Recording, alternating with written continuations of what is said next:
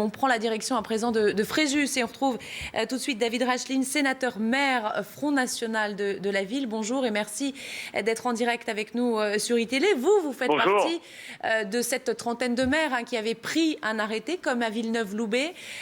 De fait, eh bien, a priori, la décision du Conseil d'État va faire jurisprudence. Ça veut dire quoi? Que vous suspendez, vous aussi, votre arrêté? Non, je suspends rien du tout pour le moment et je pense que le tribunal administratif se prononcera, sans doute de la même manière que le Conseil d'État, mais mon arrêté était valable jusqu'au 12 septembre et d'ici là, je ne suis pas certain que les procédures soient terminées. Donc il sera probablement valable jusqu'à son terme. Mais là n'est pas vraiment le problème. Le problème, c'est que l'État, dans cette affaire, ne prend pas ses responsabilités. Il aurait dû, comme Marine Le Pen le réclame maintenant depuis 2012, étendre la loi de 2004 pour permettre de bannir les signes religieux ostensibles dans l'intégralité de l'espace public. C'est ça le véritable sujet. Je vous le disais, Marine Le Pen a été à l'initiative de cette proposition dès 2012 et je crois qu'elle aurait dû être entendue.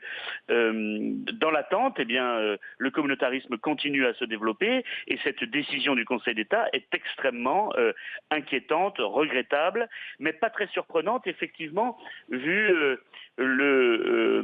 Monsieur Stirn, qui est celui qui est à l'origine de cette décision, qui avait d'ailleurs lui-même ouvert la mosquée de Fréjus dans une décision du Conseil d'État, alors même qu'elle n'avait pas de permis de construire.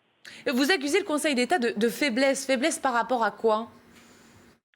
De faiblesse par rapport à l'avancée des communautarismes, par rapport à l'avancée et même, j'allais dire, de l'islam politique qui est en train de s'installer, de s'imposer même dans notre propre pays, alors que nous croyons qu'il faut défendre les valeurs de la France, les valeurs de la République, la laïcité qui en fait partie évidemment et qui est l'une des valeurs qui font partie de celles qui sont les plus attaquées aujourd'hui malheureusement par ce communautarisme et par cette avancée des revendications religieuses. Donc la solution elle est extrêmement simple, il suffit encore une fois d'étendre cette loi de 2004 à l'ensemble de l'espace public pour ne plus voir ni de voile, ni de burkini, ni de signes ostensibles. Ça n'est pas la place de ces signes religieux dans l'espace public, c'est une évidence. Il y a un risque quand même que ce soit rejeté, retoqué par le Conseil constitutionnel. Écoutez, d'abord, il faut commencer par prendre l'initiative avant de savoir si ce sera retoqué ou pas. Moi, ce que je crois, c'est que le législateur, l'État, les députés, les parlementaires doivent se saisir de cette question. Ils ne l'ont jamais fait.